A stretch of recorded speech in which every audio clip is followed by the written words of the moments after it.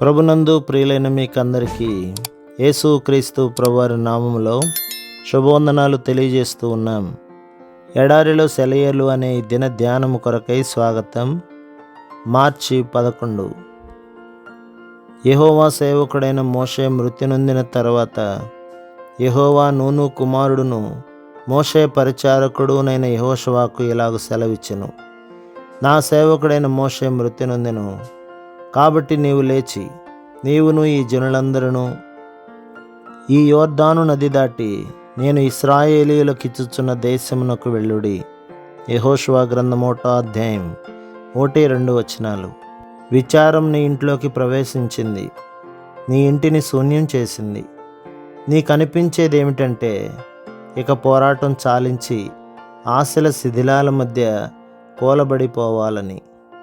ఇలా ఎంత మాత్రం చేయవద్దు. నువ్వు ప్రస్తుతం యుద్ధరంగంలో ఉన్నావు. అత్యవసర పరిస్థితి నెలకొని ఉంది. ఒక క్షణం తడబడడం అంటే ఒక పరిశుద్ధ కార్యాన్ని నిర్లక్ష్యం చేయడమే. నీ నిరుత్సాహం వల్ల ఇతర జీవితాలకు ప్రమాదమేమో చూసుకో. నువ్వు చేతులు ముడుచుకుంటే పవిత్ర కార్యాలు కుంటుపడతాయి. నీ విచారంలో మునిగి ఉన్న చోటనే ఆగిపోకూడదు. ఒక యుద్ధ సమయంలో ఒక జనరల్ తాను చూసిన ఓ హృదయ విదారకమైన సంగతి గురించి చెప్పాడు. ఆ జనరల్ గారి కుమారుడు ఆ సైన్యంలో లెఫ్టినెంట్. దాడి జరుగుతోంది. ఆ తండ్రి ఆ దాడిని ముందుండి నడిపిస్తున్నాడు. యుద్ధరంగంలో ముందుకి వెళ్తుండగా హఠాత్తుగా ఆయన చూపు చచ్చిపడి ఉన్న ఒక వ్యక్తిపై పడింది. ఆ శవం తన కొడుకేనని చిటికెలో అర్థమయ్యింది. తండ్రిగా ఆ శవం ప్రక్కన కూలబడి తన దుఃఖాన్ని తీర్చుకుందామని ప్రాణం లాగింది. కానీ ఆ క్షణంలో తన కర్తవ్య నిర్వహణ ఆయన్ని ఆ దాడిలో ముందుకు సాగిపోవాలని వెన్నుతట్టింది. చనిపోయిన తన కుమారుణ్ణి ఒకసారి చప్పున ముద్దు పెట్టుకుని తన సైనికులతో ఆ దాడిలో ముందుకి కదిలాడు. సమాధి ప్రక్కన కూర్చొని దయనీయంగా ఏడవటం వలన చేజారిన ప్రేమ సంపద తిరిగి రాదు. అలాంటి దుఃఖం ద్వారా ఎలాంటి దీవెన రాదు. విచారము గాయపు మచ్చల్ని మిగిల్చిపోతుంది. చెరిగిపోని అక్షరాలతో బాధపడే గుండెల మీద రాస్తుంది. అంతులేని దుఃఖంలో నుండి మనం నిజంగా ఎన్నటికీ బయటపడలేము.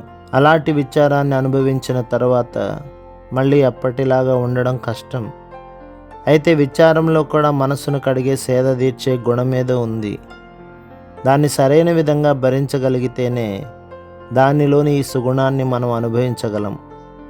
నిజంగా ఈ విచారాన్ని ఎప్పుడూ అనుభవించని వాళ్ళు, దాని మచ్చలు ఎక్కడా లేని వాళ్ళు దురదృష్టవంతులు. మనకున్న సంతోషం మన విచారాల మధ్య నుండి మేఘాల్లో నుండి ప్రకాశించే సూర్యుడిలాగా ప్రకాశించాలి. మన విధిని మనం నమ్మకంగా నెరవేర్చడంలోనే నిజమైన ధన్యకరమైన ఆదరణ ఉంది. మన దుఃఖం గురించి తలపోసుకుంటూ కూర్చుంటే చీకటి చల్లగా మన అంతరంగంలోకి పాకి నిర్వీర్యుల్ని చేస్తుంది.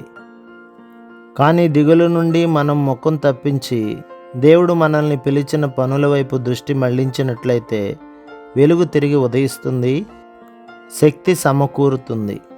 మన కోసమై మనం వ్యర్థంగా అర్థం లేని కన్నీరు కురిపిస్తే గొప్ప గొప్ప లాభాలు పోతాయి.